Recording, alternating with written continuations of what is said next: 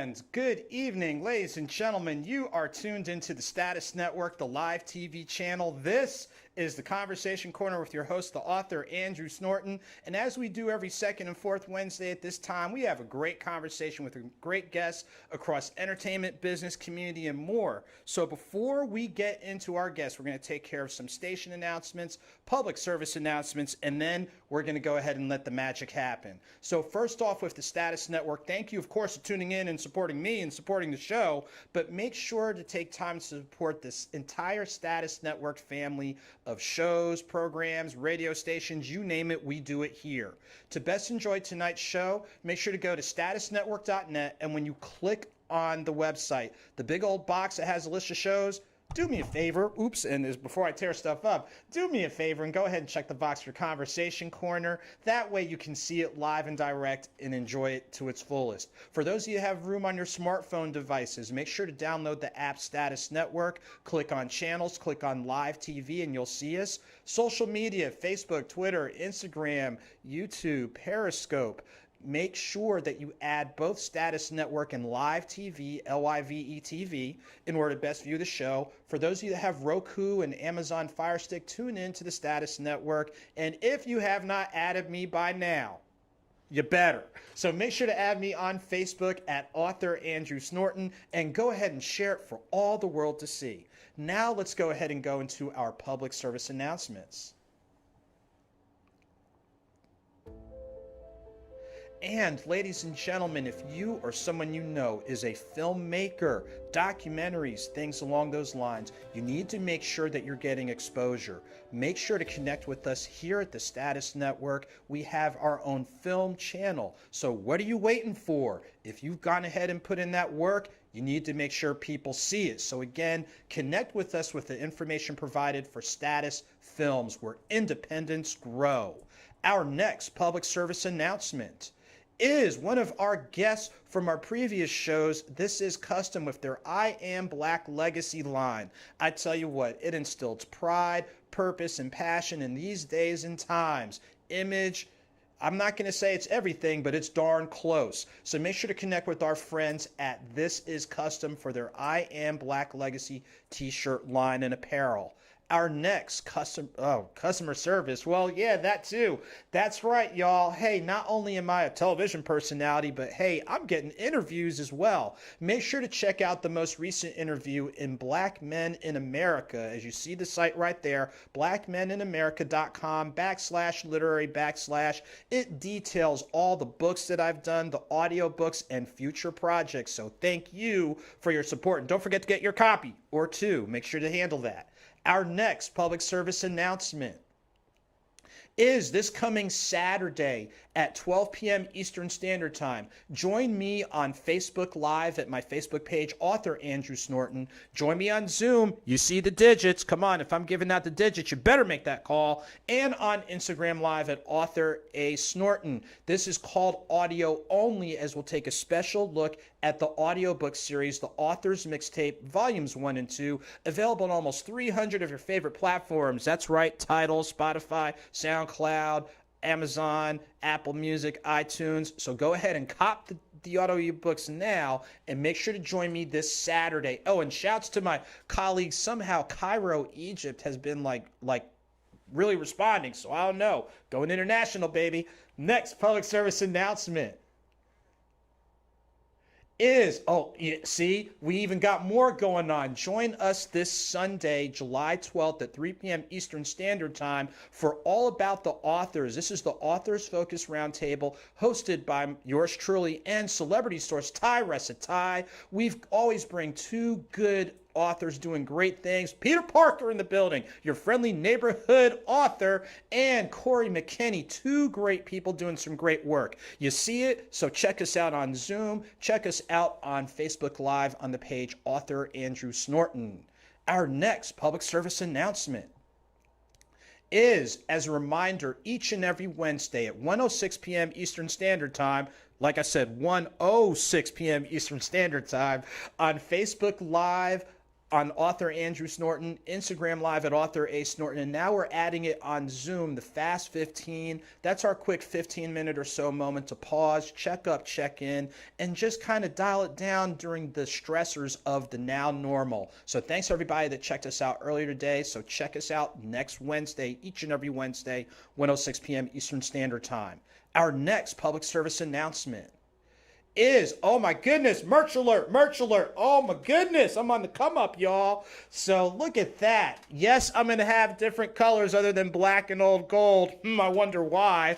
But for phase one, make sure to get the armbands. You'll see me popping them on here on set. Only $6. So, I mean, come on. It's nice, easy, accessible, casual, and $6. We will have different colors, including red and white, blue and white, and other color combinations. But hey, phase one, so I know, inside joke.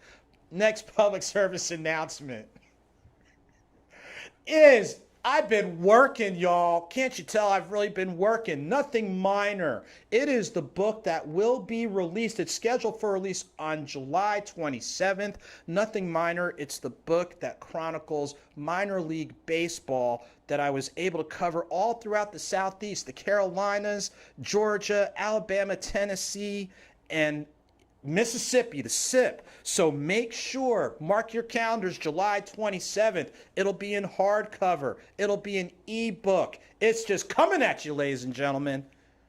And I think our next public service announcement is going to be for our students and student athletes who still have to clear those hurdles of the ACT and SAT. So if we take a quick moment, let's go ahead and check out the opportunities that are available to help empower our young people.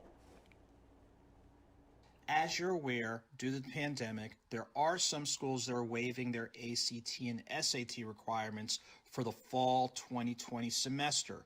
You still want to be in contact with their admissions departments to see the criteria that they are going to use for admission. As for this coming summer, there are test dates for the ACT, June 13th and July 18th. And starting in July of this year, you may register for the fall dates for the ACT. As for the SAT, you can register now as they will start back up with testing in August. But before those test dates come, reach out to us today for your options for individual and group sessions. Virtual sessions are available, and yes, we will preview and prep for the ACT and SAT. So reach out to us today and let's make it happen. And ladies and gentlemen, there you have it. So we have a whole lot going on, as you can tell. And now that we've gotten through that, I am so excited. My heart warms every time I get a chance to talk to a fellow journalist, fellow Wake Forest University alum on pretty much every day, and who's someone who's been real helpful to me. He played a very key role with my second book, 9 Stories of Faith, Volume 1. So I am so excited to have Mr. David Grubb from Hard in the Paint in the building. Okay, just a moment, just a moment. See, we so excited, we just blowing out speakers. That's all right. See, we're just so excited, blowing out speakers and everything. David Grubb from Hard in the Paint, representing Baton Rouge, almost the Big Easy. How you doing, sir? Well, I gotta represent both. You know, grew up in New Orleans. My mom and my dad are still down there. My wife's family is down there. So I'm just gonna live up in BR, and I spend plenty of days down there. So look at you representing the 504. See, I know a little bit about my area codes. The 504, let me guess, I-10, right? Interstate 10, correct? And all that type of stuff. I lost volume. Okay, no problem. Okay. Lost volume. Okay. Let's take a look. Are you still able to hear us, Dave?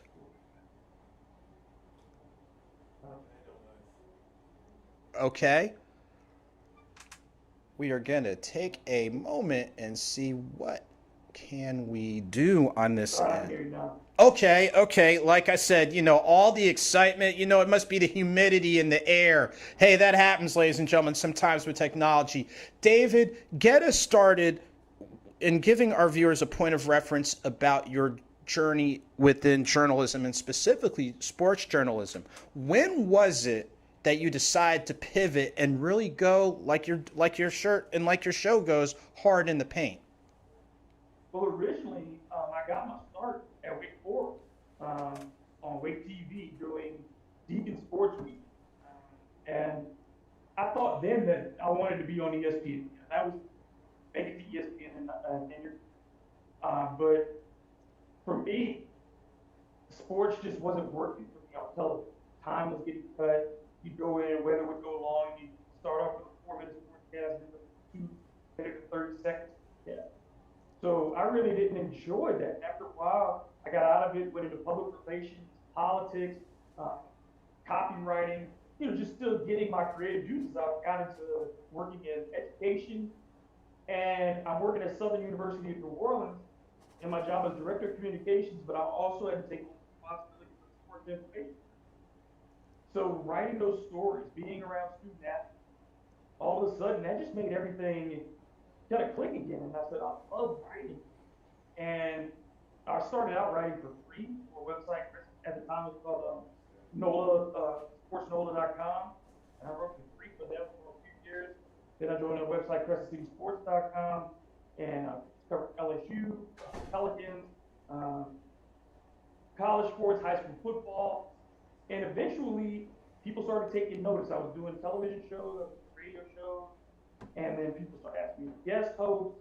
And my mentor in all this is a gentleman named Ro Brown, who was the first black person to ever get on television in New Orleans. He was the first black sports anchor, first black sports director, all those things. And he was my mentor, and he always stressed, David, this is something that you can do. And at one point, I just decided, okay, a spot opened up, and I was going to go for it. I got the money together, found the advertisers, and for 11 months, it was an incredible run. At the same time, I was doing podcasts. I was still doing writing. So, I'm just trying to stay out in the marketplace so much because I think there's a perspective that for New Orleans had not been given. There had not been a black person giving their perspective ever, really, in this market. And I tell you what, you shared a whole lot. It started off like you said before, and I want viewers to understand, sometimes your passion is going to be your purpose. Like you said, you got your taste of it in college. Even though you stepped away from sports journalism, you were still a journalist. People have to understand public relations, you're interfacing with radio, television, print. You're interfacing the new media right now, like you said, with your bloggers, with your podcast. So you are already doing the work, and you probably didn't realize it, but you were actually preparing for this step. And as you said before, you built up such a solid body of work to where you were able to land hard in the paint on one of the bigger media platforms on iHeartRadio. And another thing that you said, and this is something that we were talking about before, it's such a need to have, I'll just say this, faces of black, brown out there sharing that narrative, because as we've seen when we've done sports coverage, it's a lot of us on the field, but maybe not exactly in the broadcast booth, and definitely not pre and post game. So I think it's important for people to understand there's still ground that needs to be broken. I mean, there's not a single major sport where you have a higher than 13 or 14% of non-white reporters covering that sport. Not a single major sport. And we're talking about in a country where the NFL is over 60% black, NBA is over 70% black. And then you have Major League Baseball, which is heavily Latino now in particular, but it's also lost its connection with the African American community. But baseball at one time was the sport amongst blacks. It was the sport. Michael Jordan to this day will tell you his first love was baseball. Kareem Abdul-Jabbar will tell you to this day that his first love was baseball. And so we lost a whole generation that because there just have not been people to tell those stories and to connect you to the games. And even the student athletes and the professional athletes, they notice when you're in the locker room. They know that they can communicate with you with eyes, with gestures, that there are words that they're going to say that you know what it means, that somebody might not else understand. And then on the same end, when they make a mistake and you know what they meant, I'll go and fix that in the argument. I'm not going to let it out there and embarrass them. And I'm going to take care of it.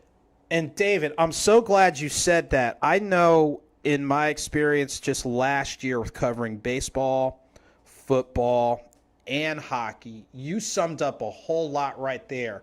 And again, let our viewers know when it comes to just our faces and spaces, doing photography, doing pregame, doing in the press box, doing post game, give our viewers again those percentages, which is why it's so critical. Like I'm in it shin deep, you're in it up to your neck. So please reiterate those stats for our viewers. Yeah, I mean, there isn't a single one of the major sports, for college basketball, college football, the NBA, the NFL, whomever, where you have even 20% of non-white coverage. And so you think about, you have small percentage of black men, you have an even smaller percentage of black women.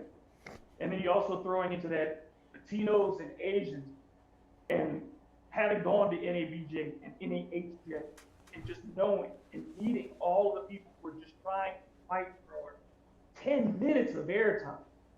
That struggle just to get some airtime, to get that opportunity to talk to somebody, and get to practice your craft when everyone wants you to do it for free. And that's not business standard for anybody else.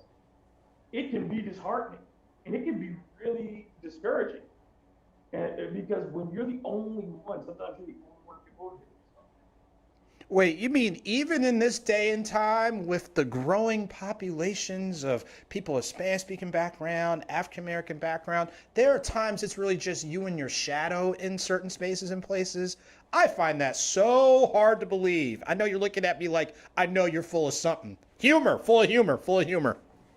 Look, I lived in Springfield, Mass, and I covered minor league hockey. There wasn't anybody in there.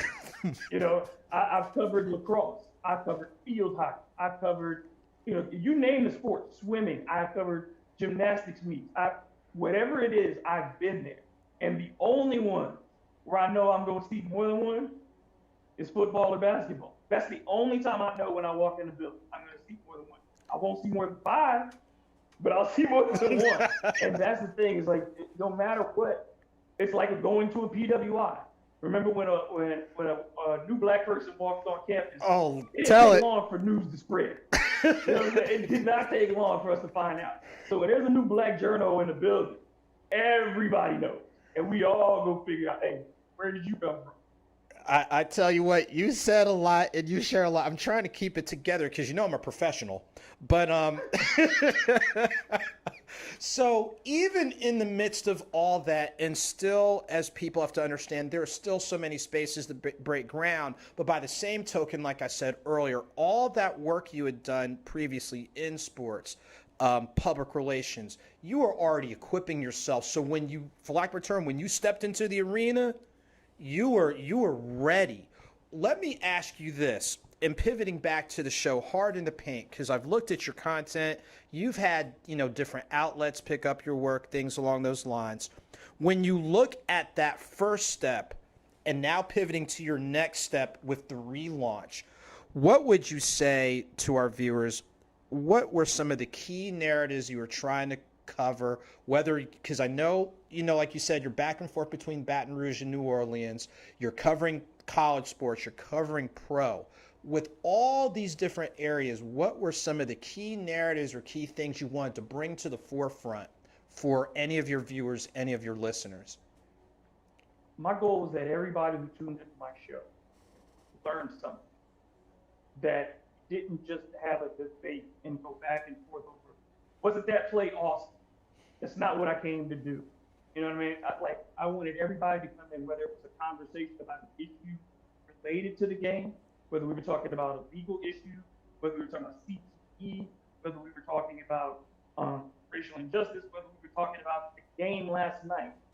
I wanted to give you something to think about and maybe have learned more. And so it was important for me to bring on guests and use my form. A lot of times when you turn into sports radio, it's it's all about either bringing in a ton of calls or it's about just saying hot take, hot take. My show was broken up so that all of my guests, I wasn't trying to get you in and out in 8 minutes. We did 20 to 22 minutes with each one of my guests. Sometimes we went longer than that, depending on the subject matter, because I wanted to have a conversation. I was prepared, but I also wanted to give that room for the conversation to go where it goes naturally, to not have to force it into this box of what I expected when the conversation started. If I hear something, then let's follow up on that. Let's go in deeper on that. It may not have been what I planned. And that's the thing, is that it taught me so much to be, to listen better. That is the most important part of this. It taught me to be truthful. I think the identification with my audience, whether they liked what I said or whether they liked me in that moment, they knew that I was coming from a place of information, and be honest. I was not going to throw something out there that I couldn't back up. You could disagree with it and have your own information, but I was never just going to come in and just throw a hot take at the table. And then I think the third thing was expanding just the idea that you could use sports talk, and it didn't have to be completely serious, and it didn't have to be completely frivolous. It doesn't have to be hokey and gimmicky. Man, we could just do a great show, and every day is going to be completely different. I didn't know, I had planned segments, but there were days literally that I didn't know what the tone was going to be until I sat down behind the mic and I let myself be open. And I tell you what, you said a lot right there. I think in addition to that, I'll say definitely being authentic. And again, you're tapping into narratives beyond the play. And that's something that people don't realize. We got to realize, whether it's a professional athlete or student athlete, number one, they're people. Number two, finding out the proverbial, we see them where they are, but what did they have to get led through in order to get here? I know that from doing college football. There were so many different stories, like people, and I think we're kind of saying the same thing. We want to let people know these are folks that are dedicated to their craft. They're doing a lot more research than what you think. And not only that, from a student athlete perspective, I remember one of the interviews I did, the gentleman point blank said, look, they don't care if I play ball. I got to be in class. I've got to handle my business or I'm not going to be here that long. So even on that level, showing a measure of professionalism and acumen and things along those lines, and just being upfront with it. So with all those different moving parts and all those great things, you had your run. It kind of came to a pause, but like they say, delays don't mean defeat. So this Monday, I know, is a day that a lot of people need to have on their calendars. Walk through with our viewers the excitement behind this coming Monday. Yeah, so immediately, our show was put pause because our station changed form. And so immediately we start thinking about how we're going to continue the momentum, because we're approaching the end of our first year. And so we figured, let's do the podcast. Let's do it every day. And we're going to continue to do it in the same way, where I express my opinions, I talk directly to the audience, and we do those great interviews. And so we wanted to keep that same way, but at the same time, we always wanted to keep the ownership. I owned my show. It was hard to finance it that way, but I think it's so important right now in this age where media is so much more accessible to own your content, to be able to be as honest without having some type of restriction based on the company you work with. So we wanted to keep that freedom. We wanted to be able to continue to get guests that other people didn't necessarily seek out, and get those voices and give them a place to come and say their points of view as well, to challenge me and to challenge each other. And so that's what's really exciting for me. We're going to do it every day. It'll be on Podbean, but it'll also be on every one of the apps that you use, Stitcher, Apple, Google, whomever. It's going to be on. You can access it anyway. And then we're going to do some live episodes too, where folks can call in and ask questions, because I do want to have that interaction with the audience and talk to them still. So this is the first step. There are other ideas that we're working on, but we understand now this is the time. in Black media in particular to kind of seize a moment and go and take a spot instead of waiting. I hear you. I hear you. Well, it sounds like you're bringing the same type of professionalism, the same type of research, due diligence, a little bit of humor. You know, you have to laugh from time to time, but just making sports that much more accessible. And as we're both saying, what is so important is digging beneath the surface and sharing those narratives that oftentimes get overlooked, get downplayed. And like you were saying before, I mean, you gave away a little bit. It's almost like, dude, it's like you were playing spades and let people know what suit you were cutting when you're like, you know, those acknowledgments. But yeah, I know exactly what you're talking about. And I'll say this, just being very intentional with the people that you're interviewing in regards to, you know, people are just used to seeing them in one space, but there's more to them. And that comes back to your format, your content, everything. So I know there's some stuff that you've got on the horizon. I know you're going to keep that close to the vest, for lack of a better term. What words of wisdom or insight would you want to give to any of our viewers out there who are thinking whether they go knee deep like you are, whether they go moderate deep like I am, and I go knee deep on some stuff, but what words of wisdom or insight would you want to leave to, I'll say, the younger versions or future versions of you and I? The first thing is learn as many skills as possible.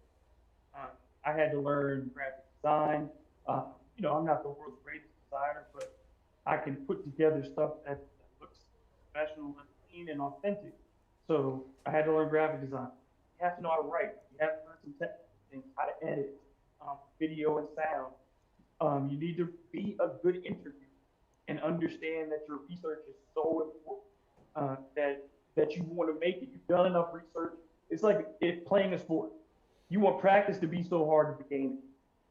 And you want to know your subject in and out so that when they do change topics, when they do change directions, you're right there and you're nimble enough to do it. And you have to be comfortable on every meeting. If you can't write, then you're hurting yourself. If you can't be in front of a camera, then you're hurting yourself. If you can't be on radio, then you're hurting yourself. And all those meetings require a different presentation style. And you need to be able to practice all of them. You don't have to be great at all of them, but you need to be able to express yourself across every type of media to reach your audience because they are consuming it in so many different ways that you don't want to miss it. Wow, I tell you what, that is very good advice, and you know, some of that would be the same things that I would share. It is so important to be able to write coherently. Doesn't mean you have to use every big word. You don't have to use every ACT and SAT word, but make sure you can write so people understand where you're coming from. Dave, before we wind down your segment and go to our commercial break, could you please let our viewers know the best ways to stay connected with you? Go ahead, please. On Twitter at DMGRUB. You can also get me on Instagram at the same, and at HITP with DG. And I also have a website, hitpwithdg.com. And you can go right now to Podbean and sign up to subscribe. Well, I tell you what, David, you wear a bunch of different hats, including that Hard in the Paint merch. Yes. But I tell you what, number one, thank you for taking time. Hopefully, will you be able to stick around for our group recap? I can't have my daughter. I have to go over to my daughter's swim practice. No problem. Hey, I get it. Totally understand. Look, wearing all those hats, and now remember, you're just going to watch. You're not covering swim practice, hopefully. I do write, when she does her meets, I do write stories for her. Okay. I absolutely do because she loves it. I write 4 stories just on her meets.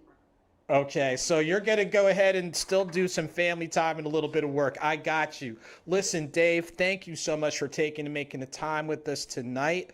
Safe travels, best wishes, and we're looking forward to the return of Hard in the Paint this coming Monday. So what we're going to do, ladies and gentlemen, is take a quick commercial break, and we come back. We're bringing your favorite friendly neighborhood author in the building, Peter Parker. So sit back, relax, let's enjoy this commercial break. This is the Conversation Corner with your host, the author, Andrew Snorton.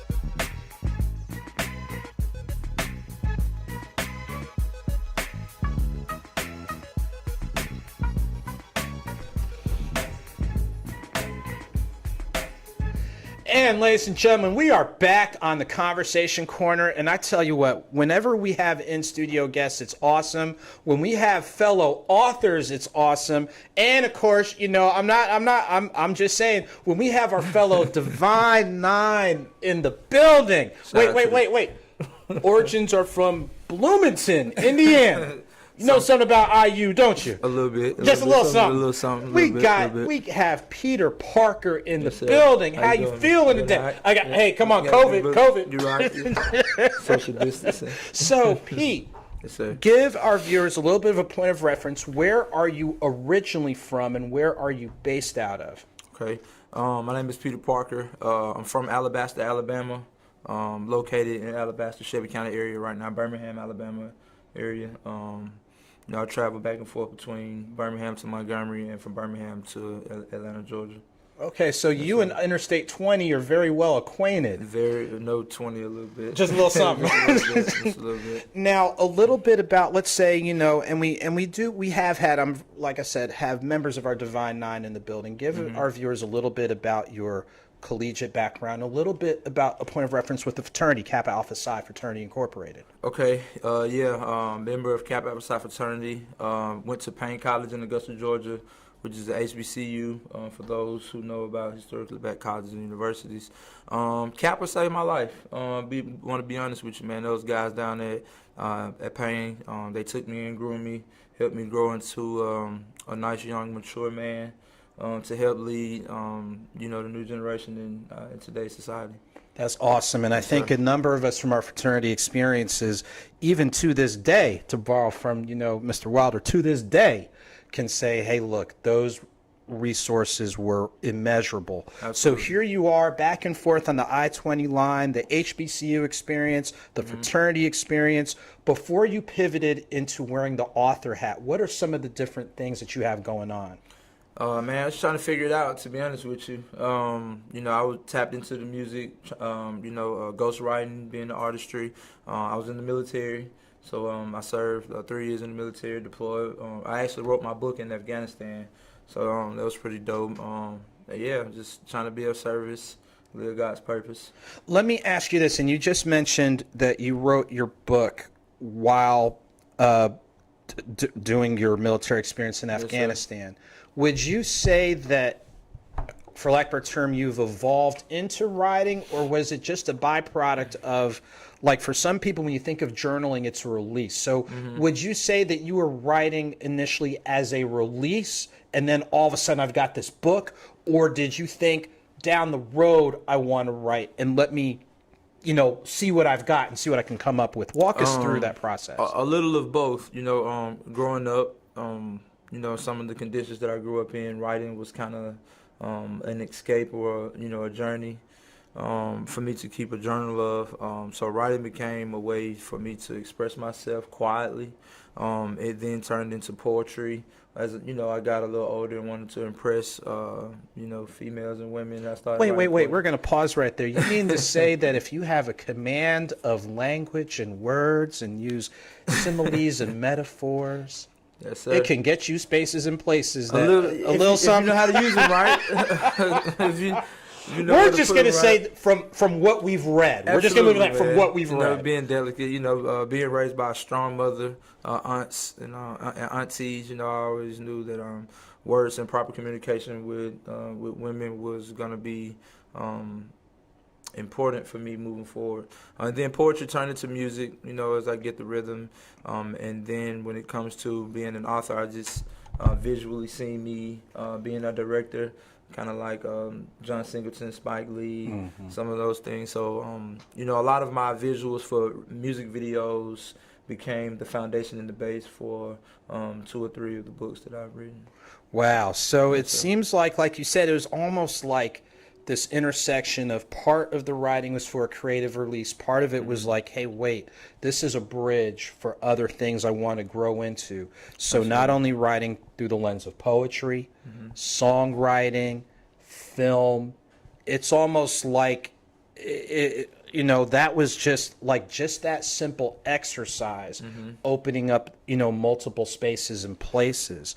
So you said you have multiple books, but there's one that you shared with that we'll have rotating through, and it's something different. Yeah. So walk us through, because first off, as an author, you can take a lot of creative licenses. So you spell different a little bit differently, which already is something different. Absolutely. Walk through with our viewers a little bit behind the concept behind something different, along with some of the themes that you're focusing on covering in something different. Okay. Well, the story is entitled A Different Story. Different is an acronym spelled DFRNT. That's Destined for Roads Not Taken. Excuse me. I just wanted to highlight that and, just let individuals know that it's okay to not be like everyone else, or you don't have to fit in the status quo to be accepted or to not have a level of status. So being different is always isn't always a bad thing. Also, by being different, I stress the importance that we all have our own fingerprints. So no road is going to be like your road, because that your road is going to be different from someone else, much like our fingerprints. And I just wanted to put a story out that was different to inspire those who's not lily white or might scribble a little outside of the line, that it's okay. Again, like you said earlier with your previous guest, that if you know how to coherently relay your message, then everything will be okay. So there's more than one right way to relay a message. So just wanted to kind of leave my own fingerprint while I'm here and long after I'm gone. Much like our ancestors did with pyramids back in the day. And I tell you what, you hit on a couple of key themes, because sometimes people feel like because they're not in a certain space and place, or because they don't live here or didn't have access to this, that some people internalize feeling less than. So part of it is look, there's nothing wrong with who you are, where you are. Absolutely. Go ahead and investigate and explore. It's kind of like, I look at it like ice cream. There's multiple flavors of ice cream. Absolutely. For a reason. So, and even when we think about our fraternity system, there's more than one approach to get to that same end. So it's okay to do something a little bit, like you said, a little bit different. Yes, sir. Let me ask you this, and building on the themes of that book, would you say that the reader that you had in mind, would you say was a young person, maybe like that middle or high school era, or would you say it can be a broad appeal, because there's some adults out here that don't have a clue? Absolutely. Who would you say your core audience, or the audiences you're trying to reach with that particular work? Everyone, just the culture, from old to young, everyone, it's a jewel for someone. I'm a firm believer that anything not growing is dead. So as long as you can grow and learn something every day, or get better at something as far as a reading, or even helping someone get better at their craft, you're still being an overseer in a sense. So it's for everyone. I did target at a middle school to young college age, which is why I wrote it the way that I did, with broken English. Just to prove a point again, going back to saying it doesn't have to be within the lines of Lily White to get your message heard. So a lot of adults, and I'll say elders, has said thank you for reminding me that some of these things do exist when it comes to dealing with our culture, like the Harlem Renaissance, the importance of our culture learning how to play an instrument, the importance of math and science within our culture as well. So I dropped a lot of jewels for those that might not have had an opportunity to be taught those things, or even had the energy to even hear some of the vocabulary. So to tap into or to touch a nerve or a bone, and the cats that raised me or my mentors and things like that, to say that they appreciate the vocabulary, some of the things that I said in that book, that's humbling. That's humbling. Well, I tell you what, and in listening to that, I think about, like you said, a number of the concepts that you're covering, because even when you think about today, and you think about the rebirth, so to speak, in regards to activism and issues, and as we're pulling back the curtains, there is a lot of things that have been kind of shrouded and people just don't know about. So it sounds like your book, to varying degrees, is kind of that bridge builder to be like, hey, this is the first step of not only discovering who you are and whose you are, but there's a whole wealth of information, resources. Could you build upon that for us, please? So I like to feel like, again, I am the bridge from the younger generation to the older generation, because as of late, the common theme is for the older people to say that the young kids don't want to listen, and vice versa. The young kids say that the old people don't want to listen to even give them some information or quote-unquote game. So I feel like with this book, this is a bridge to open that communication to say, well, maybe they will talk, and maybe we have to listen and have to ask. We have to give them the same thing that we're asking for, which is respect and an open heart and an ear to come to you humbly with the problem, but to be humble enough and set pride aside to even want to give information back to the younger generation. And it sounds a lot like the proverbial, what you put out is what people are going to take back Absolutely. in. Absolutely. And just like we're doing now, we're talking with, we're listening to, we're sharing and exchanging. Absolutely. And that's how we learn, and that's how we grow. We move forward. So I know you've done, considerable work with some of the archival photos, with working with young people, things along those lines. Do you feel like this book is going to be more of a standalone, or do you think you may develop it into a follow-up or a series, maybe like a reader series for, like you said, that core middle school, high school audience? Where do you see yourself going with that? So this first one will definitely be a standoff, but the second and third will be a series, part 1 and part 2. However, it won't be like a Spider-Man 1 and 2. It'll have a different title name, but kind of the same basis and the storyline, same characters, but it'd be 2 totally different movies. So I didn't want to do a part 1, part 2. I kind of wanted to give each movie, again, its own fingerprint, and say something different with each storyline. So 2 and 3 will be paired, and then 4, 5, and 6 will stand alone.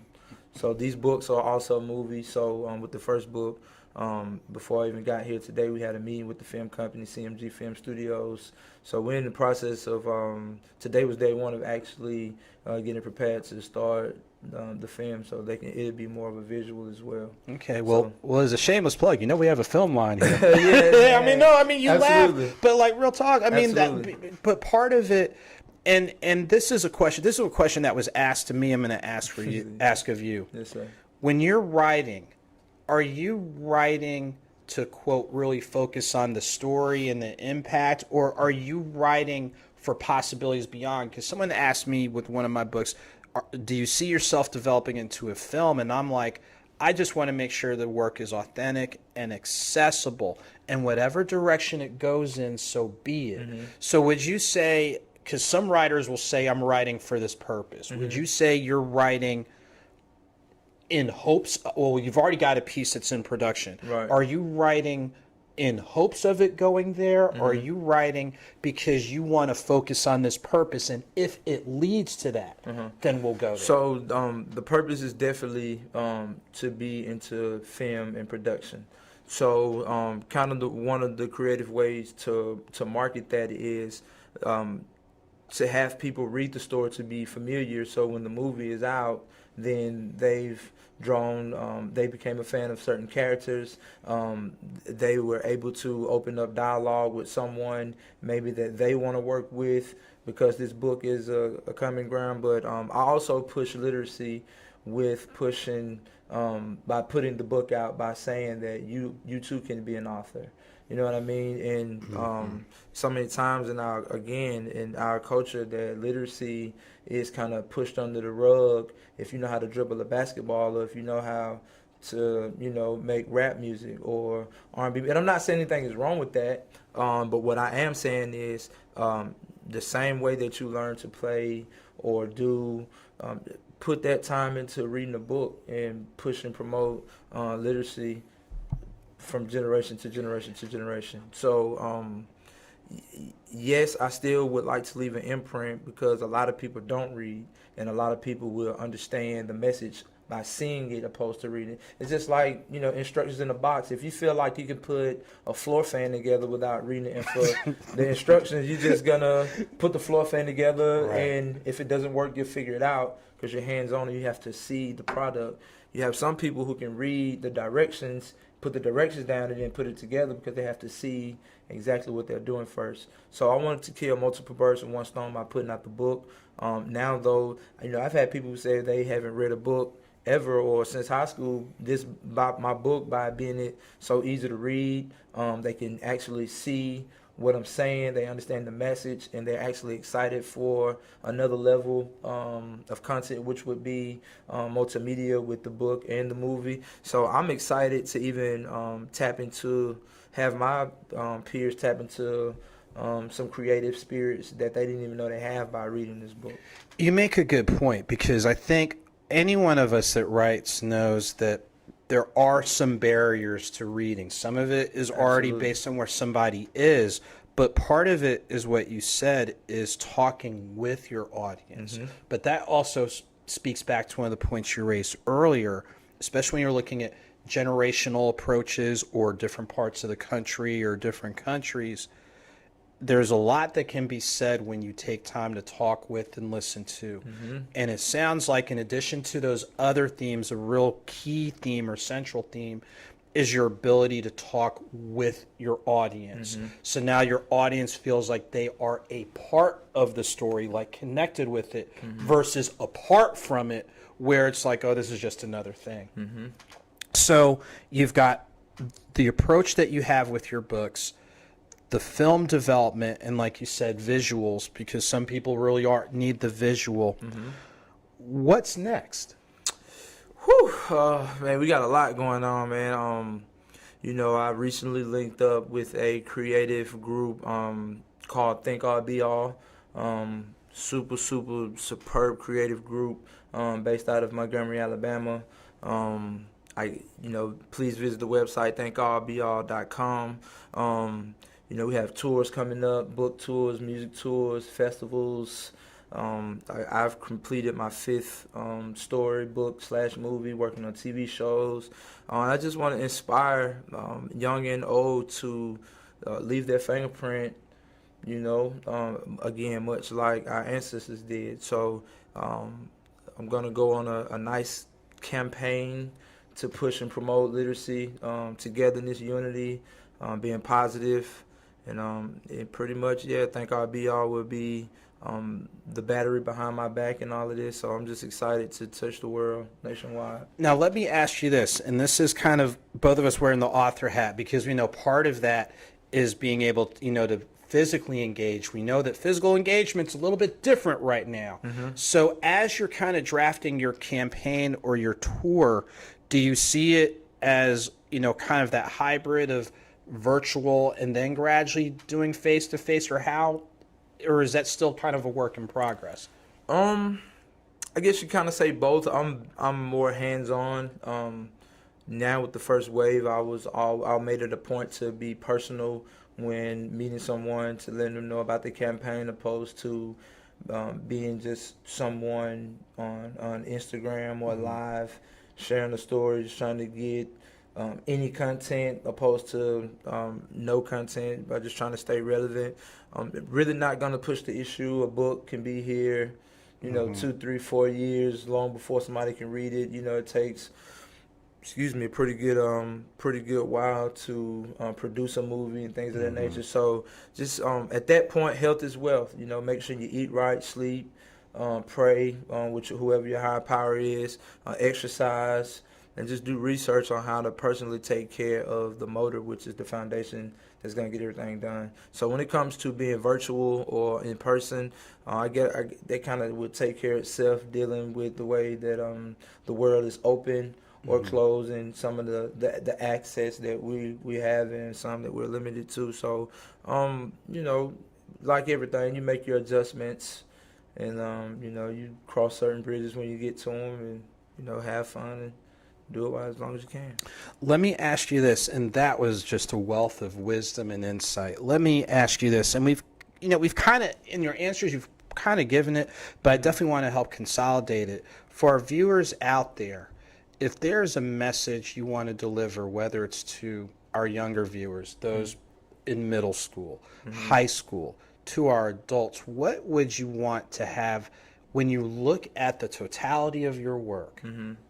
What is one, and I know there's a lot of different takeaways, what's one, I'll say, core takeaway that you want people to know when they engage with you, when they engage with your books, when they engage with your film, when they engage with what you're doing music-wise, all this, what's the one takeaway that you want people to have? To be genuine, live honest, and know that broken crayons still color. No matter what you're going through mentally, physically, spiritually, it's much like a seed. It has to be planted in order to grow. A lot of people don't realize, but the fruit that they eat or vegetables have to be covered in fertilizer. So everything is not going to be perfect. You don't have to have things to line up the way that you want them to have your voice be heard. Your voice means something.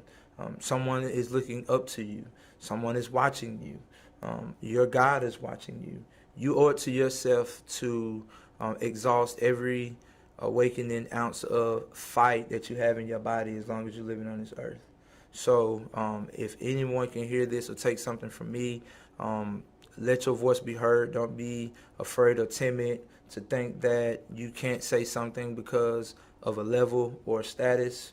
You matter, and so does your voice. So don't live in fear of what box someone decides to put you in. That's not a decision that you can make. Live your truths, be honest with yourself, and live life to the fullest. Well, I'll tell you what, those are great words of wisdom and words of insight. So before we wind down, because we've got a couple minutes before we are going to wind down and get ready for our next show, could you please let our viewers know what are the best ways to stay connected and engaged with you? Sure. Instagram pages of Parker. Shoot me a DM, comment on a picture. Twitter, Peter Parker, I am different. ThinkRBR.com. You can see some content there. CatJack.com. Please feel free to tap into the artistry. And yeah, pretty much those. D9 Online. For those that like to travel, you can follow me to another country and see, another side of the world. So yeah. Well, I tell you what, Mr. Parker. Yes, sir. Friendly neighborhood author. Yes, sir. Shooting into the building. Absolutely. I appreciate you having me. Hey, Absolutely. Listen, this is what we do here. I'm very grateful for our first guest, David Grubb, with the great work he's doing with Harden the Paint. I'm grateful for you taking and making the time. Your crew that's in here. Hey, Absolutely. Crew, how you doing? Thank God for y'all in the building. We got John, they off camera, Zed. but they making it happen. Absolutely. They making it happen. Absolutely. Hey, I had to Montgomery. acknowledge you. And real quick before we wrap up, this is what we do every second and fourth Wednesday here on the Status Network on the Conversation Corner. Make sure you're tuned in for our next live broadcast, July 22nd. Same time. We say 7 o'clock, but we maybe a little bit before 7, but we wrap up about 7:50-ish for our next show to come on. Please don't let this be the only time you connect with our guests. They are here for a reason. They're doing great work. And please don't let this be the only time you connect with the host. I'm trying to put in some work too. So ladies and gentlemen, seriously, until next time, please be encouraged. Hopefully there are some positive takeaways from tonight's show. Be encouraged, motivated, and inspired with this great work taking place in entertainment, business, community, and more. So until next time, ladies and gentlemen, take care, and we are out. See you later.